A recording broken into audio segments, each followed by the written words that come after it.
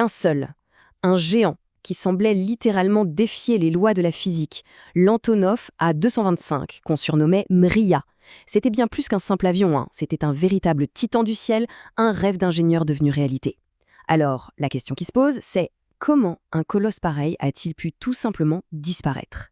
Voilà, cette phrase, elle vient d'un de ses pilotes. Et ça en dit long sur le lien vraiment unique qui unissait l'équipage à cette machine. Ce n'était pas juste un tas de métal, non. Pour eux, c'était comme une entité, presque avec une âme. Et c'est vraiment la question au cœur de tout ça. Sa destruction, en février 2022, à l'aéroport de Gostomel, ça a été un choc, un vrai choc pour le monde entier. Pour bien comprendre comment on en est arrivé là, il faut absolument qu'on retrace son histoire. Et vous allez voir, elle est incroyable. Alors, commençons par la fin. Le 27 février 2022, c'est là que les premières images sont tombées. Des vidéos filmées par des drones qui ont confirmé la nouvelle que personne ne voulait croire. Le hangar, son hangar, avait été bombardé. L'avion, ce géant majestueux, n'était plus qu'une carcasse fumante. Mais pour vraiment saisir l'ampleur de cette perte, il faut qu'on fasse un bond en arrière, un grand bond des décennies en arrière jusqu'à l'apogée de la guerre froide.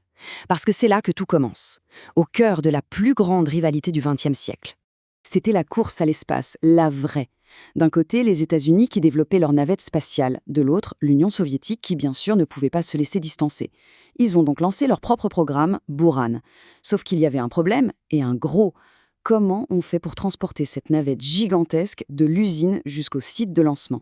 Et c'est là que ça devient vraiment fascinant, presque de la science-fiction. L'ambition soviétique, c'était pas juste de faire un taxi pour leur navette, non. L'idée, c'était de transformer l'avion en une véritable rampe de lancement volante. Imaginez un peu, la navette Buran qui décolle du dos de l'avion, à 10 000 mètres d'altitude. Ça permettait d'économiser le coût absolument exorbitant d'une fusée. C'est un projet digne de Jules Verne, c'est clair. Alors, attention, le Mriya n'est pas juste apparu comme par magie. Pas du tout. Il est en fait l'aboutissement de toute une lignée, une longue tradition d'avions hors normes construits par le bureau d'études Antonov. Ces gens-là, c'étaient les spécialistes des avions colossaux. On peut voir ça comme des étapes en fait.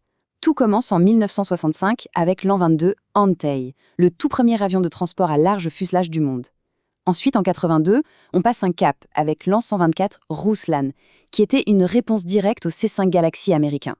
Chaque nouvel avion repoussait les limites un peu plus loin, et tout ça, ça a préparé le terrain pour le chef-d'œuvre, le Mriya, en 1988. Alors, comment on s'y prend pour construire un avion comme ça?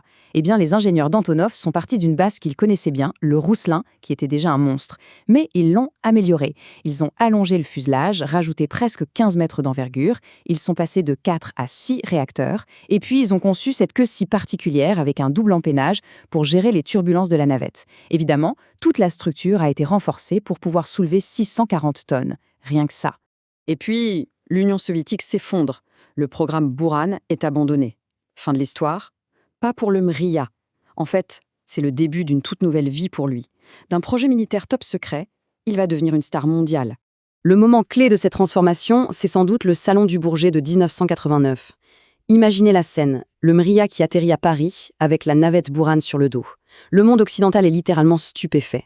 Un avion de cette taille qui venait de l'autre côté du rideau de fer, c'était juste inimaginable. C'est à ce moment-là que la légende est vraiment née. On en a parlé tout à l'heure, mais il faut vraiment prendre un instant pour visualiser ce chiffre. 640 tonnes. C'est sa masse maximale au décollage.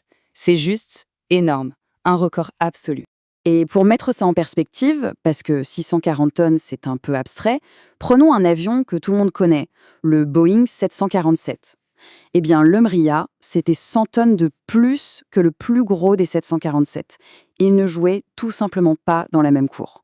Mais le Mriya, c'était bien plus qu'une machine à record. Il est devenu un symbole extrêmement puissant. Déjà son nom, Mriya, ça veut dire rêve en ukrainien. Sa peinture aux couleurs bleues et jaunes du drapeau, tout ça en a fait un véritable ambassadeur volant pour une Ukraine nouvellement indépendante. Et ça se voyait. Partout où il se posait dans le monde, des foules immenses venaient juste pour le voir. Et c'est là qu'on boucle la boucle. Ce symbole si fort, ce rêve volant, allait connaître une fin brutale et tragique. En février 2022, la réalité de la guerre l'a rattrapé. Dans les jours qui ont précédé, l'ambiance était incroyablement tendue. Apparemment, l'OTAN avait même prévenu Antonov qu'une attaque était imminente.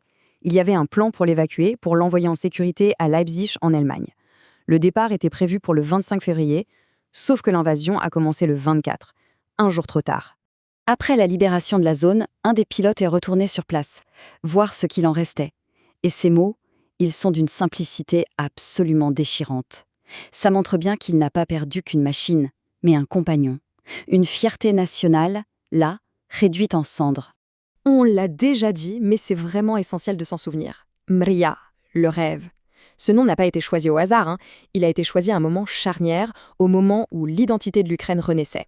Ce n'était pas juste le rêve de l'ingénierie, de voler plus haut, plus loin, c'était aussi, et surtout, le rêve de toute une nation. Alors au final, que reste-t-il aujourd'hui? L'avion, physiquement, n'est plus là. Sa reconstruction, eh bien, c'est encore très incertain. Mais ce que le Mriya a prouvé, c'est qu'un objet, une machine, peut aller bien au-delà de sa simple fonction pour devenir un symbole incroyablement puissant. La machine a été détruite, c'est un fait, mais le rêve qu'elle incarnait, celui d'accomplir l'impossible, lui, il est toujours bien vivant.